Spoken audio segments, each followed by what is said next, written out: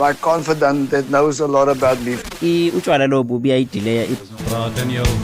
first rent bank limited. We are the amplifiers. Lalela.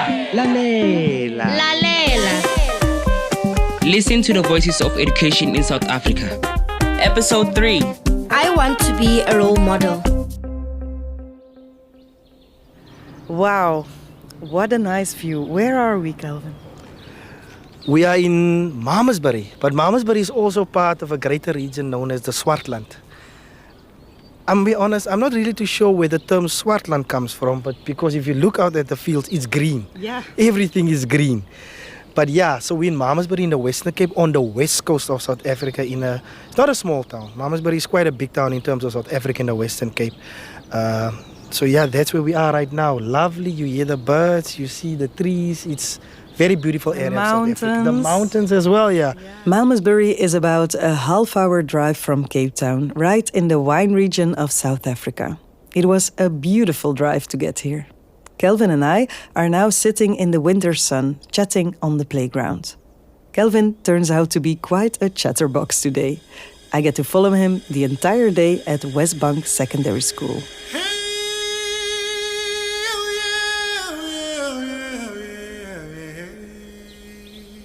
I am not originally from Malmesbury. I'm from a very, very, very small farming community known as Ebenezer.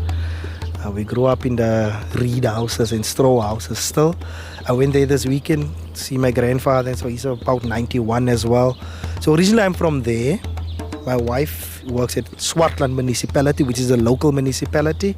Because she got a job here, I applied for a job here, and now my blood runs with Westbank. It's green blood in me. So I'm part of this community and I'm part of Malmesbury, and I love it so much. I love the kids so much, and I love the fact that when I go somewhere, people recognize me. Mr. Fortuin, how are you doing? I'm like, okay, people know who I am. All right, Alva. Kom met de rest. Kom je maar jullie? Moet jullie gaan staan en zitten. Je moet je beste Engels gebruiken. That's Eva. Hello.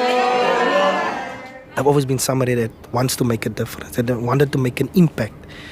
And for a long time, it got lost a bit. And then I needed to find something to make my niche, so to speak, or to make part of me. And coding and robotics came 3-4 years ago. And I've always been into technology. And then when I started with that, I couldn't put it down. It's my life now. People in town call me Mr. Robotics. When they see me somewhere, they always say, oh, it's must man with robots, bro. Meaning, you're the guy that builds the robots. The man who builds robots. That's exactly why I came to meet Kelvin. He's a history teacher who taught himself and now also his students how to code. We're actually sitting in the programming classroom right now, so you might catch a few words of Afrikaans. So, this is inputs wat ons die ding gee. Nee, dat was nou 'n code. 'n Code is mos 'n wat? Wat is 'n code? Als iets wat jy bedank. Stap. Is die algoritme? Ek soek een woord, daar's 'n woord mis. 'n Code is 'n instruksie. Né? Instruction for the computer to do something. This secondary school is an Afrikaans school, where classes are generally taught in Afrikaans to colored learners who also speak Afrikaans at home. The term colored is not easy to explain, so I asked education specialist Ayanda Sithole to explain the difference between colored, black and white. So black is when you, in your lineage, you don't have any other ethnicity in your bloodline. So if you just have both parents who are of African descent, then you're considered to be black. For a very long time, we've identified somebody who comes from a mixed race, colored, and they typically speak Afrikaans or English. And because of the segregation that we had in this country, so there are specific areas where you'd find predominantly colored people and areas where you'd find predominantly black people. As sad as it is, it boils down to your genetic makeup, really. You're identified based on who your parents were.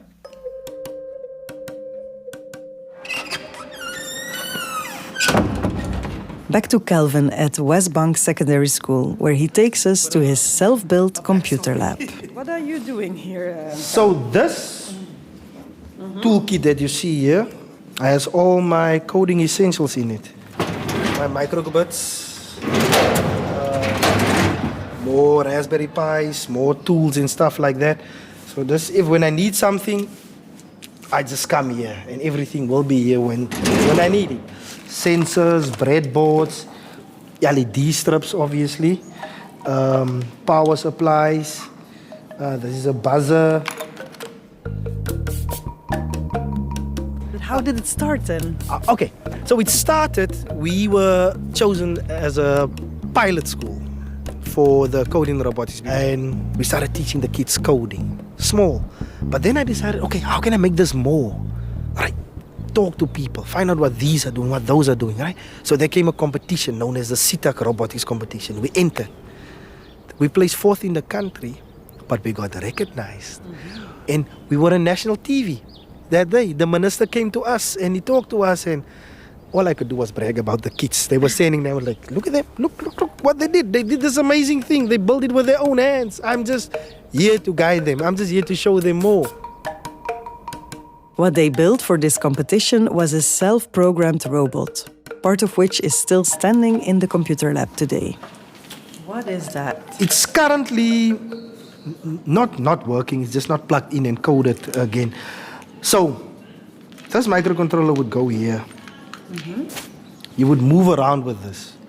And as soon as something comes close to these sensors, my voice on an app on my phone, or any phone, would say, caution left, caution right, careful in front, careful at the back. So this is... And how would you use it? Like? We had an idea of people that have disabilities. How can we help them?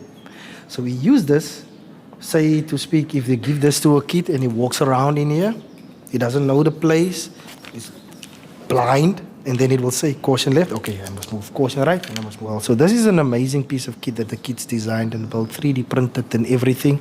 So this is this amazing thing. Is it a course? Like, is it in a curriculum? Yes, so currently from grade 1 to grade 6. So they're phasing it in. So once the kids that are grade 6 now, 2028, 3 years from now, then it will be a part of the curriculum as an actual subject. So currently, I'm doing it as an extracurricular course. Extracurricular or not, many learners are inspired by Mr. Fortuyn's enthusiasm and come back after school hours to help build all kinds of robots. I have a passion for programming and robotics, and I would love to pursue that one day as a career. This is Philip, a final year student. It all started when Fortuyn saw potential in me, because I've been working with computers since I was a little boy, since I was 5. I got my first computer and have been working with computers, and then he introduced me to programming. He gave me a set of tasks I should complete, programming focused, and then I just went on YouTube and I was instantly interested. I was in love with the concept of programming and technology in general. Matthew was also drawn into this computer lab. I am chief of the robotics team, the head of engineering, and basically what I do is design the robot and work on improving the robot. I design the plans and then I build it afterwards. Then I send the robot to Philip, and he uses his professional coding skills to code the robot and program each function, what each component has to do. And then he just perfects it.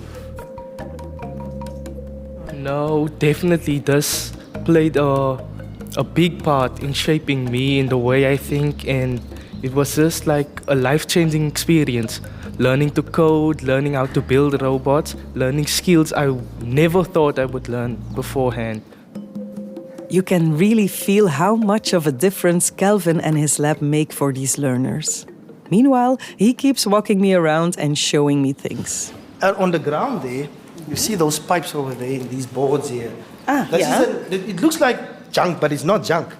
It's a playing field where we play our games in. We put the field together. This is a perimeter fence and everything happens inside. We usually put it up here. And you put the robots inside? The robot is inside. We do have some fun, sometimes dangerous fun. We take lithium batteries and we throw it in water and watch the explosions happen. Do not do it. It's very dangerous to play with lithium and water, but I mean, it's some of the experiments and stuff that we do here. This is the Compass Award, National Coach of the Year. That would be me. That would be me. And then is the Motivate Award. This they got for all the community outreach projects that they are doing. And this one, cream of the crop, means that we actually finished second in the country for the first tech challenge. International competition was 7,000 teams. We were one of the best in our country.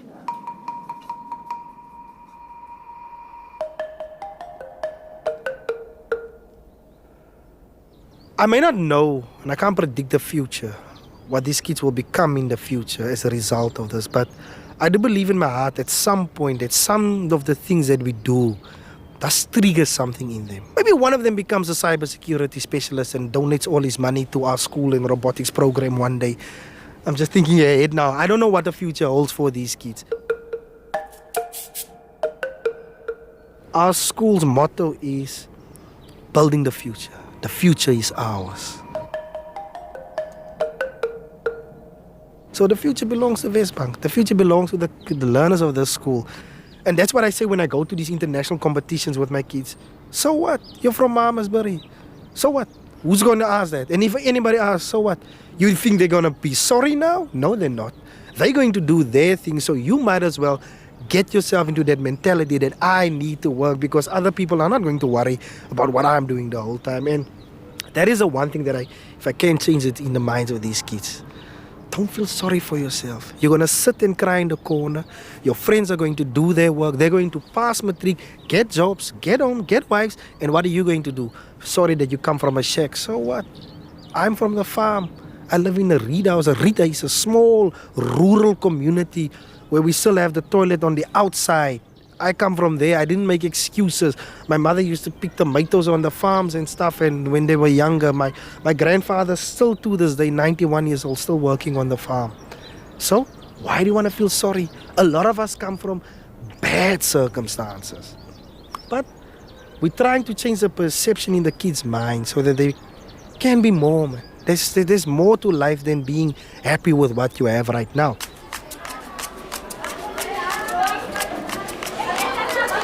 Kelvin isn't only the robotics and coding teacher, he also teaches history. He takes me to his classroom through the school hallway during class change.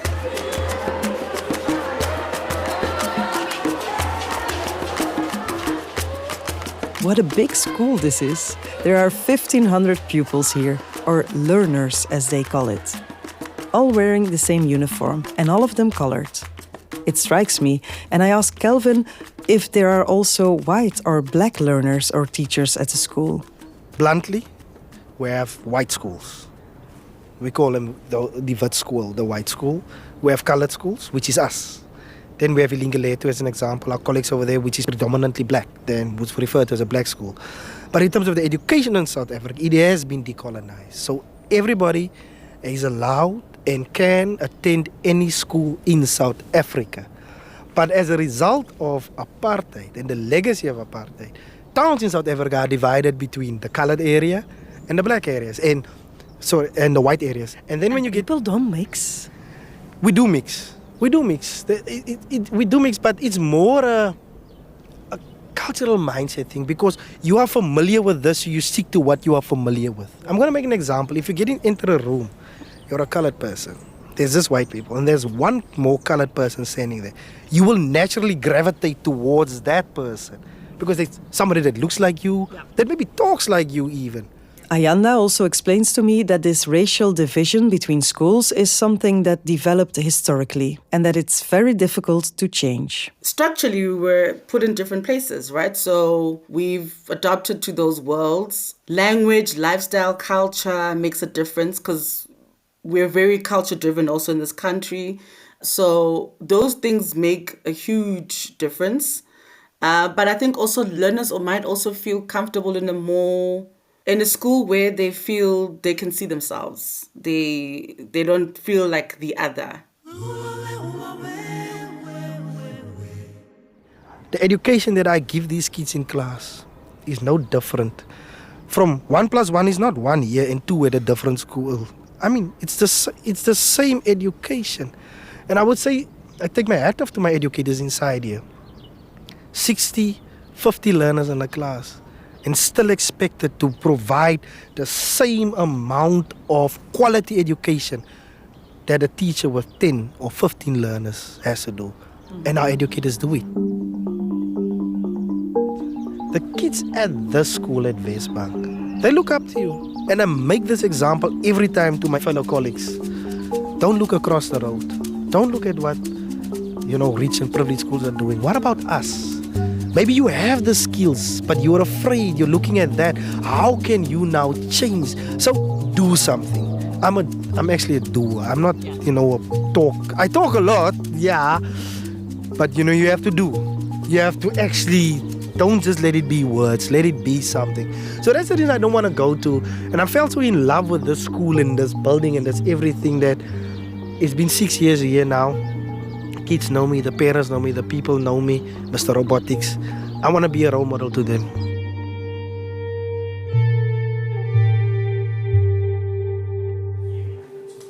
Right, ontevredenheid onder die boeren wat slaven als arbeid gebruiken. Nou kijk nou hier net. Check hier. Die Hollanders het slaven gemaakt van die kooi en die sand. Die Britten kom, slavernij wordt nou afgeschaft. Nou het die Hollanders nie meer mense om te werk op die plaas nie, want dat is nou vryburgers. Né? Jy kan nou vry lewe. So in plaas van om te bly daar toe, wat doen hulle? Die vat hulle die pad. Né? Die groot trek. Dat is wat we nou volgende. You're hearing a short fragment from Kelvin's history class today. And it's exactly these history lessons that are currently being questioned within South African education. Because they're often taught from a non-African perspective and more from a European angle. Ayanda tells me that a decolonization program has been launched by the Department of Education, but that it's not easy to turn back the clock in this country. So a couple of things need to happen. Firstly, government needs to have a conscious decision to decolonize. Because decolonizing is going to require us as South Africans facing some hard truths, which we don't want to face because we'd rather be the rainbow nation than interrogate. For instance, if you are looking at the subject history, the learners still are learning about Jan van Riebeck's arrival. They're learning about the Cold War. So it's like, whose history do you tell? Which is the appropriate history? So there are conversations that need to be had. And whilst government does have in policy that they do want to decolonize education, but I think they're doing it strategically in certain points. For instance, the mother tongue bilingual thing is probably part of the move to decolonize. School entry is also part of the move to decolonize. You'd find some schools that don't want to accept particular races in their schools. So it's almost like a content and structure program that you need to have, but you need to be very direct. And you can't in South Africa because the democracy and the dynamics require you to constantly negotiate things. It would have been easier if it was clear, it was just 2 languages in the country, for instance, or two tribes in the country. It's easier to move that way. Now you need to negotiate across 11 cultures. So again, whose culture is most important? Whose way of thinking is the most important? And it is hard because which one do you choose? I mean, there's a debate even amongst Africans. Who were the first people on South African soil? Is it the Khoisan, which a lot of the colored community people actually feel that that's the strongest lineage and they were actually the original people on this land. So it's complex. It will take these targeted efforts by the department to possibly get there. But I struggle to see it as a Department of Education problem. I think it's a structural problem across. At Westbank Secondary School, Kelvin tells me also more about his own school years, just after the end of apartheid, when decolonization wasn't even being discussed yet. And when we started, it was still racist. Serious racism. This is in the early 2000s, 2001, 2002, 99, around there. It was still very thick racism. But, I mean, we handled it. And I think sometimes maybe, what if I had similar role models to what I want to be when I was in school? Because we didn't have these types of role models as teachers. It was old white men just teaching you, come teach, and you don't argue with them and so forth. And they didn't think too much about it. The perception was that coloreds, don't think too much of them. But then we started playing rugby and sports and oh, you're good at rugby and sports, and it started changing. That same school I'm referring to you to now is now 90% colored. That same school. So things are changing, things are becoming decolonized and things are becoming better. And so I want to be more to them than what I had. Input en output. Nou, je moet iets input om een output te krijgen. Dus in die geval, wat is die input hierzo? Wat is die input? Kom, jullie zijn nou zo oorlijk. Wat is die input? Wat input doe ik? Nee, Robin is die output. Die knopie, die input is die knopie. En dan die output is Robin zijn naam. Besides being a history teacher and a programming teacher, Kelvin is also coach of the football team and helps out with the rugby at school. He never misses a training session or a match, not even on weekends. I can't really tell whether every teacher does this, but for Kelvin, this school and these learners, besides his family, truly are his life. And it's nice because in terms of discipline as well, because the kids see you everywhere. I'm helping with the rugby, I'm helping with the soccer, I'm at the athletics, I'm here, I'm there. The kids tend to behave themselves a bit better because we know Mr. Fortuin, he's everywhere. When we're there, Mr. Fortuin will be there, we will see him somewhere. And that goes for a lot of educators inside here. And it makes it so nice, you get to understand the learners and know what they do. And we love our kids, we fight for our kids, and we want to make more of our kids. So somewhere, somehow, I needed to find in my life, where can I make the biggest difference in education? Just be a teacher, which is enough sometimes. There's nothing wrong with coming, doing your work, leaving. But the other things that I'm doing, there's no law that says I have to do that. I'm doing it because I want to, and I want more out of the lives for these kids. Because I told them the other day, I'm actually teaching for learners or people now that's going to earn more than me one day. Some of you that I've taught the last 6 years is earning more than me right now. But I tell them, that is the natural way things should work. You should be, when I'm finished with you, and we are finished, you should be in a position that you earn more than a teacher because you're going to study something wonderful now. You're going to become the chemical engineer. You're going to become the doctor. You're going to become that. And that's natural. That's not abnormal. That should work like that. You should get the kids into a way that life is better for them, so to speak. The kids don't always say, they do sometimes, but they don't always say meneer, dankie, or thank you. But you can see the way that they act with you and the way they talk with you. You can see the respect and you can understand, okay, they're actually grateful for what I've done for them or what I mean to them. So hopefully one day when I'm gone here, and they won't forget about Mr. Fortuin actually made a difference here. This lab at the back here, it's a functioning computer stream lab inside there. And that's a legacy, a physical legacy. When I leave one day, people can say, yeah, Mr. Fortuin. Not only will the learners always remember Kelvin Fortuin, I will never forget him and his robots either.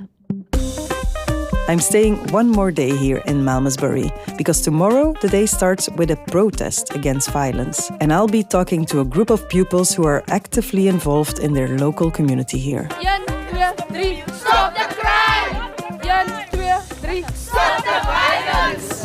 Stop the gang violence! Okay. Yeah. Stop the crime!